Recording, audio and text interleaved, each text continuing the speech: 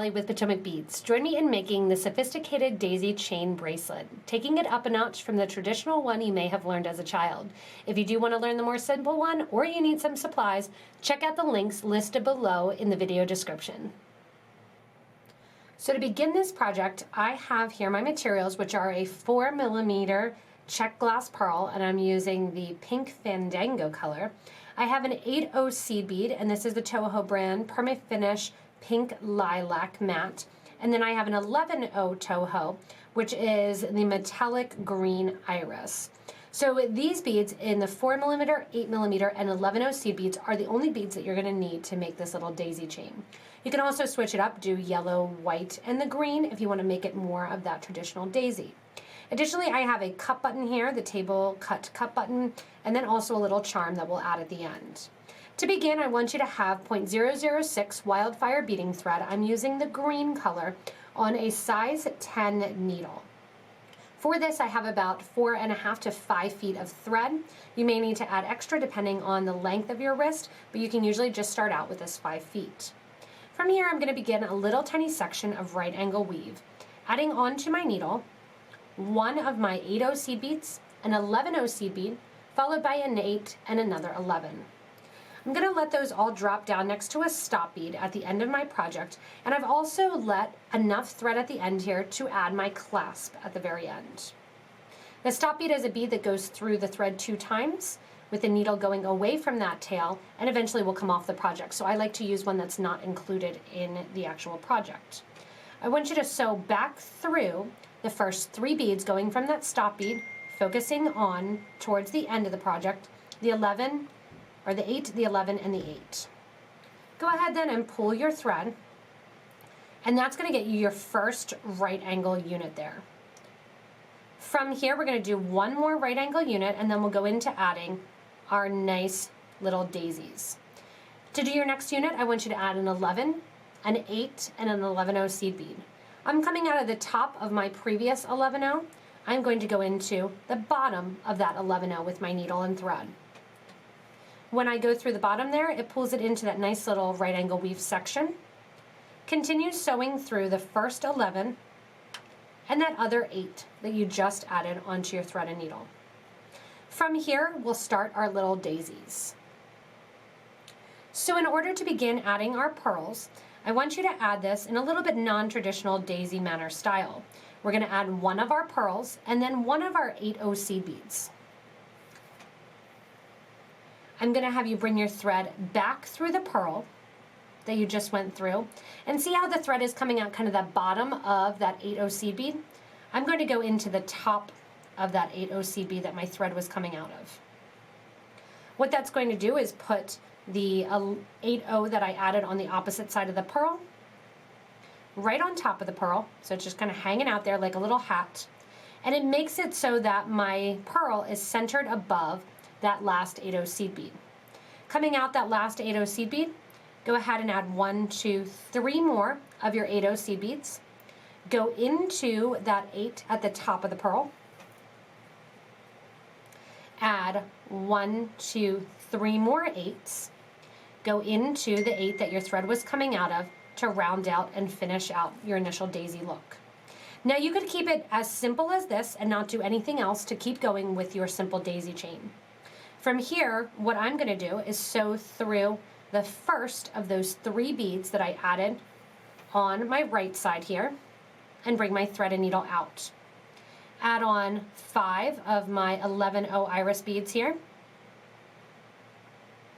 And once I have those 5 added, I'm going to sew through, skipping over bead number 2, through bead number 3, as well as through the top bead that sits above the pearl.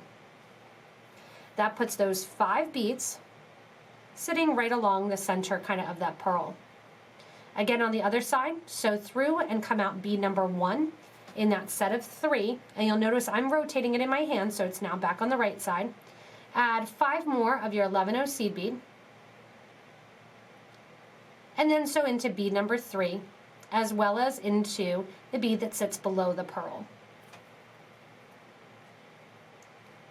In order to make my leaves have a point, rotating one more time, just around in my hand, I'm going to sew back through that bead number 1 of the 8/0, as well as beads 1, 2, 4, and 5 of my 11 OC beads.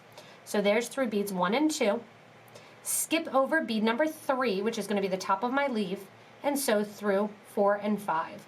At the same time, if you want to, you can sew over the whole way, so you're coming out of your next set of your 11 OC beads, through the 3 that sit at the top there, and through the first 2 of your next set of 5. When you do so, it's going to pull it into a nice little point there, and you get that little pointed edge. Coming out beads 1 and 2 on the other side of my leaf, skip over bead number 3, and sew through 4 and 5, as well as bead number 3 in that group of 3 8/0s, as well as the bead that sits below the pearl. When you give a nice tight pull, you want to just with your hands kind of pop that pearl to the top. It'll sit a little bit concave as you're working on the bracelet. From here then, we're going to sew through the pearl, because we're coming out of the bead directly below it. Sew through the pearl, and then also sew through the 8 OC bead that you sat originally on top of the pearl. That finishes our first set of our daisy there. To link to our next daisy and start it again, we're going to add our 11, 8, 11, just like we did at the start for our right angle unit. Coming out of the top of that 8 above the pearl, I'm going to go into the bottom of the 8. From here then, sew through the 11 as well as the 8 OC bead and come out through the 8. When you come out the 8, you're doing a repeat of the pearl followed by the 8 OC bead, back down through the pearl, and back into the opposite side of that 8 that your thread is coming out of.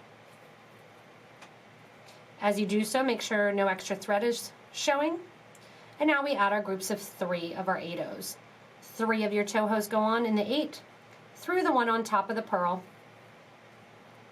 and 3 more on the alternate side. Once you're through that bead that sits at the bottom of the pearl, you're going through bead number 1 of your set of 3. Give a nice tight pull if your thread has relaxed a little bit to make sure you keep your nice tight tension. Add 5 more of your 11 OC beads onto your needle. Sew through bead number 3 as well as the bead at the top and bead number 1 on the other side. Nice tight pull. 5 more go on. Once you have those 5 11s on your thread and needle, you're going to go through bead number 3 in that grouping of 3 beads on the one side. Sew through the bottom 8/0 that sits right below the pearl. And shifting over, you're going to sew through the first 8/0 again, just like we did when we added the 11 OC beads. Sewing through then bead number 1 and 2. Skipping over bead number 3 and sewing through 4 and 5. I'm going to go right through all of those 8 OC beads there, so I can get to the other side and do the same thing to the alternate side leaf. Sew through beads 1 and 2. Skip over number 3. I like to bring my thread to the back of the design. Go through beads 4 and 5.